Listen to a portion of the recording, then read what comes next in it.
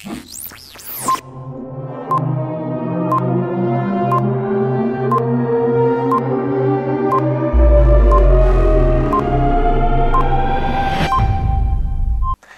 to the Press Project International. My name is Nick Barnets, and I'm here with Syriza candidate and economist Yanis Varoufakis. Mr. Varoufakis, welcome. First question, the ECB says that access to funding to Greek banks beyond February depends on the new government continuing the memorandum that was agreed upon. So what will happen if Syriza wins and then follows through on its plans to scrap the memorandum and to have a renegotiation? Prior to the election, a great deal of posturing happens from both sides, actually from all sides, from the ECB, from Berlin, from Athens, from Paris. What matters is what kind of dialogue is established after Sunday. Because let's not forget that the 28th of February is an utterly arbitrary deadline. There's no reason. I mean, nothing happens on the 28th of February. The previous government and the Troika agreed upon the 28th of February. And let me prove this point beyond any reasonable doubt to you. Imagine that, God forbid, we have to have a second election that spills over into March. What will happen then? Which government is going to extend the memorandum? No government will be in power that has this kind of legitimacy to do this. Europe must wise up, and we should stop posturing in this way. Our European partners should respect the process of Greek democracy.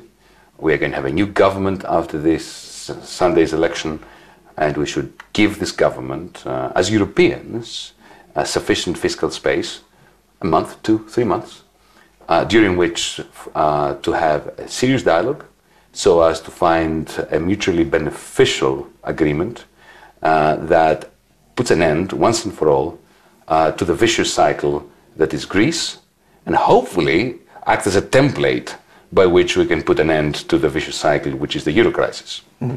So one part of Syriza's campaign has been moving away from austerity and more towards a pro-growth policy. So what would a pro-growth policy from Syriza that a renegotiation on Greece's debt would rest largely upon look like? Let me comment first on the proposition that the Troika has been imposing austerity upon Greece. This is not true, not where I'm standing from, because there's nothing austere about borrowing 240 billion from our European partners.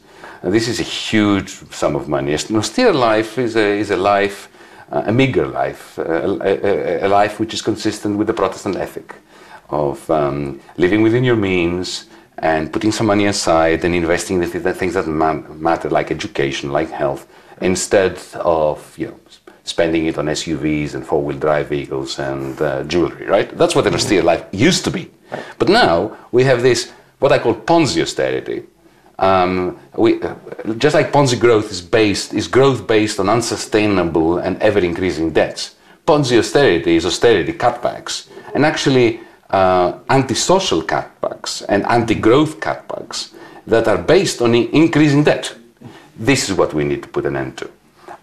Only if and when we manage to negotiate a sensible deal with Europe in order to put an end to this, are we going to be able to talk about genuine growth coming out of that. And speaking for myself as an economist, let me say that we can't achieve such an agreement that will enhance growth in Greece only for Greece.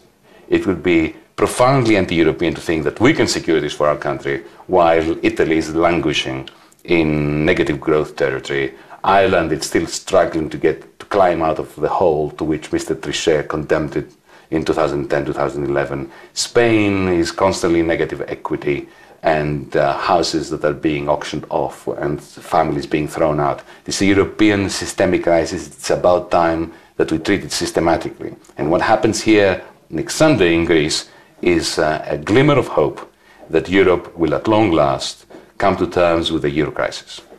Right. And one final question I wanted to ask. Many opponents of Syriza, both domestically and within Europe, have largely claimed that, and they cite the very tight timeline that Greece is under after the elections, is saying that that Syriza is fairly unprepared to deal with the very tight timeline that Greece faces economically after the election. So, what would you say to those who say that Syriza is unprepared to deal with such a difficult timeline after the elections?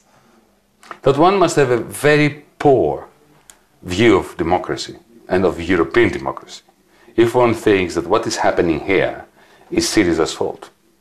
We have a party that has garnered support from the polity, which may very well end up with a mandate next Sunday. And the powers that be in Brussels, in Berlin, in Frankfurt, including the sitting government in Athens, have conspired to ensure that our government is going to have 2 days before facing Armageddon. That was not our doing, it was not our choice.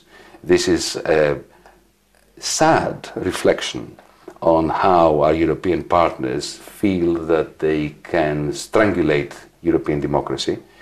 And what concerns me as a European, not just as a Greek, but as a European more than anything, is that our partners, at least the governments and the officials in Brussels and elsewhere, seem to disregard the brutal fact that the only beneficiaries of this attitude are the misanthropes, the bigots, the racists, the Le Pens, the Farages, and the Golden Dawns of Europe. And they better wise up to this. So on the notion of growth, what is the path to growth? Well, it must be a European path towards an investment-led recovery, growth path for the whole of Europe. This coming Thursday, Mr. Draghi is going to announce a kind of quantitative easing policy, which will prove like a water pistol facing a huge bushfire. Let me give you an example of what we could do and what our government is going to argue, not just for Greece, but for the whole of Europe. Instead of having the ECB purchasing government bonds, most of them German ones, because of the way that they would structure this asset purchase program, how about having the European Investment Bank, which is a sterling institution, enacting a large investment project for the whole of Europe, which is financed through EIB bonds, that then the ECB buys in large quantities in the secondary markets. That would be a fabulous way of getting out of the deflationary vortex, boosting investment and creating a kind of growth tide that lifts all boats, one of those boats being the Greek one.